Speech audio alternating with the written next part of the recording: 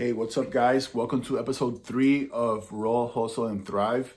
Pretty much it's a weekly video that I do, journaling, and just pretty much giving you guys a little summary of how my previous week went when it comes to jiu-jitsu, my jiu-jitsu journey, as well as mindset. I have dealt in the past with a lot of like big time anxiety and depression issues, which I've happy to say that I've overcome for sure. Doesn't mean that it's gone forever, but definitely know how to handle when this does come up. And it's just a way of for me to pretty much just help you guys out and as well help myself as well. Give you guys a little summary of what happened last week and also how that can also probably help others out there that might be going through the same situation. So again, pretty much it's just jiu-jitsu and mindset. Jiu-jitsu wise, it was an amazing week last week. It was another week where I didn't go to the gym to lift. That changes today. I'm recording this on a Monday, so I'm finally back in the gym. But last week I didn't go to the gym to lift. I just went to roll pretty much. I went to 5 classes, I believe, and no surprise, I definitely noticed a huge change in my game the more that I keep going to classes. I'm lucky enough to work a good chunk of amount of time from home, so that gives me the freedom to be able to go to more classes than normal, which is amazing. Just because besides the fact that I just love jiu-jitsu, also what it does for me for my mental health is just amazing. So just something that I always look forward to every week, almost every other day, so or every day. So that's just amazing. Last week I was just working a lot on my half guard and especially my butterfly half guard. I've been seeing Adam Warzinski, I believe is his last name. Sorry if I'm misspelling it, if I'm not pronouncing it correctly. But he's on a tear, man. Like last year, he just tore through the entire comp for the entire year. And this past weekend, actually, he competed in Europeans and also got a gold medal. So I've been studying his videos very closely. It seems like a kind of game that I know it's not simple, so I'm not saying that it's simple or easy whatsoever, but it seems a simple enough game that if you study it and kind of work on it on the long run, it just seems it's just a pretty amazing game, especially for, in my case, getting older. I'm about to be 44 in about 2 months, give or take. So I'm always looking for ways to not be lazy per se, but I am aware of what I can and I can't do when it comes to rolling. So it's, I just really love his game a lot. I guess that's pretty much about it. I just love his game. So I've been studying it a lot and seeing what I can do from the butterfly guard, whether it be sweeps, whether it be taking the back, so on and so forth. So that's what I've been pretty much up to this past week. Still for competition, I still have, I'm up for Jiu-Jitsu World League in March 22nd, I believe is the date. And then I have IBJJF New York, I believe the first weekend of April. There is a Grappling Industries in Brooklyn in February, which I'm really tempted to do, to be honest with you. It's just that the parking there is a bitch.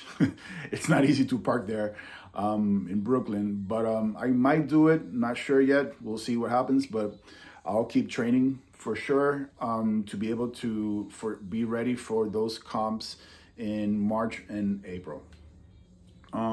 Weight wise, I'm still about 260, 261, 262. I've been going up and down. Again, my diet has not been the best this past week. I really need to kind of bring it in. Again, I love eating. I'm sure a bunch of you guys do as well. And also, especially at my age, it's not easy to lose weight. Or it's not, let me change that. It's not that it's not easy. It just takes more work to lose weight. And I know that, with all the training and everything, I'm still losing weight a little bit, but I know it can be better if I were to be a bit more disciplined when it comes with my diet. And besides losing weight, also the times that I have been able to stick to my diet, I have noticed a big change in terms of when I roll, when I train. I feel a lot better and less fatigued, like less gassed out. So I'm sure that also has to do with the food that I'm eating for sure. So we'll see. I'm an ultra heavyweight, master three. In an ideal world, I would love to go down to 220 and compete at super heavyweight, but I don't know if that's gonna be possible or not at some point. That's just because I would have to go down to like walk around like at 225, give or take, and then lose like 10 extra pounds when it comes to competition time. So, you know, of course, that's like a long-term goal, maybe for the end of the year. So we'll see what happens with that. I'm still debating whether to stay in ultra or to really do my best to try to go down to super heavyweight. If any of you guys out there have done that transition of going from ultra to super heavyweight, I believe is the next bracket down. Please do let me know in the comments below what your thoughts are, or if you're somebody that's just very experienced in the jiu-jitsu world as well, just let me know what your thoughts are. Should I have that as a long-term goal? Should I not? I personally feel okay at my weight, to be honest with you. I don't feel bad. But as always, like whenever you face like some bigger opponents that are much bigger than me, it's a struggle for sure, you know. When you got somebody that has, you know, 30-40 pounds over you, it's you know, it's of course technique is everything, but when you are doing these tournaments and for the most part the level of jiu-jitsu, right? I'm a blue belt, so I'm paired up with other blue belts. You know, it's pretty much on par or, you know, somewhat close. When you have 30-40 pounds or your opponent has 30 or 40 pounds over you, it is a bit of a, you know, of a pain in the butt, to be honest with you. So I'm just debating whether to go all the way down and try to be at the top of the super heavyweight, or just, you know, go down like a little bit more in weight in ultra, just so I can be like fitter and just stay there and just, you know, let that ride. So any suggestions, I would definitely greatly appreciate it. Now, when it comes to mindset, this week has been very interesting. If you guys deal with anxiety issues, this is going to be a good one for you guys. So like I said in the beginning of the video, I have dealt in the past with like very severe anxiety and depression issues. I went through a bunch of trial and errors trying to find solutions that would help me with my anxiety and depression. And I can do a much longer video down the road to give you guys details as to, you know, what happened and so on. But to keep this shorter, I've got now to a point where I can control my anxiety and my depression like amazingly better. I am very aware when it does come up, and that just brings me to stop for a few minutes and kind of reflect as to what I think could be causing this. A lot of it is kind of like I don't want to say hormonal, but just like inside my body, I guess. Sometimes there's just really no reason at all. It just is. And then when that happens nowadays, what happens to me is that I go into a mindset where this quote, this phrase, "this too shall pass," comes up top of mind. This quote, "this too shall pass," I love it for two reasons. If you're going through very bad stuff, if you're going through a bad moment, a bad day, a bad few days, that's not going to remain or stay the same forever. It will eventually pass. So, you know, take a deep breath, relax, and don't be hard on yourself. You know, this will pass. But then on the flip side, if you're having an amazing day, if you're having an amazing time, an amazing month, an amazing week, whatever the case may be, also make sure that you're really soaking it in and being present with that, just because that also will pass, as that's not gonna be something that's going to be permanent as well.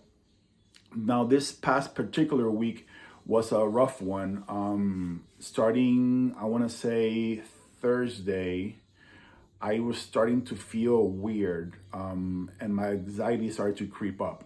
Now, for me personally, I just started getting this very like tight pressure in my head, and I just feel it come.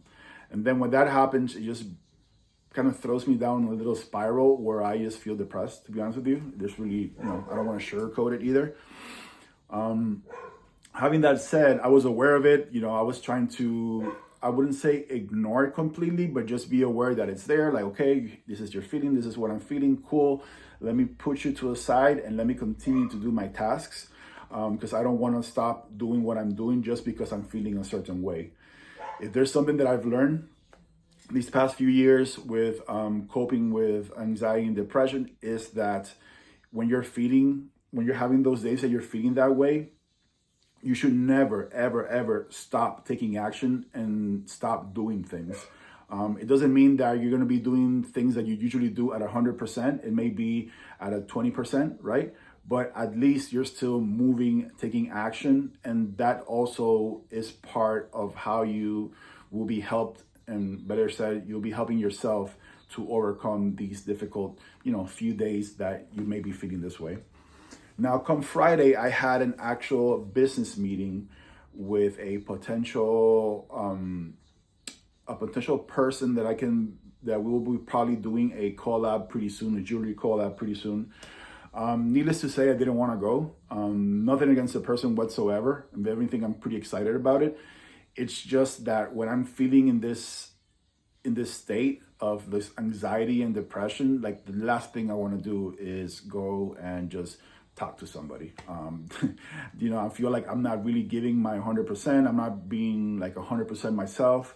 And I was this close to just not going. Now, my wife, thank her, she's like, you know what, you just go, just do it. Like, don't stay here, just go and do it. Just go have the meeting that like you had scheduled, and just go. So I said, you know what, you're right. Let me not, be a little bitch, for lack of a better word, with myself, and Jimmy just go and actually have this business meeting. Long story short, it was an amazing meeting, an amazing person, an amazing artist that I'll be doing a collab very soon for my jewelry brand. And when I went to the car after the meeting, I went and grabbed a coffee in Brooklyn, went to my car, and for a few minutes, I just kind of sat there thinking to myself, like, shit, like, I really need to be aware when this feeling comes up and not take action.